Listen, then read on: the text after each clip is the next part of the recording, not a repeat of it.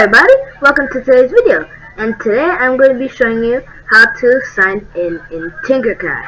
So let's get started. First thing you have to go to tinkercad.com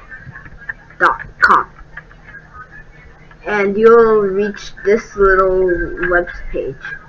So first, on the top right over here, it says join now. Then press sign in and do sign in with Google, and it automatically makes an account for you. And then you're gonna press create new design, and this is where we're going to start off. So thank you for watching, and I'll see you in the next video.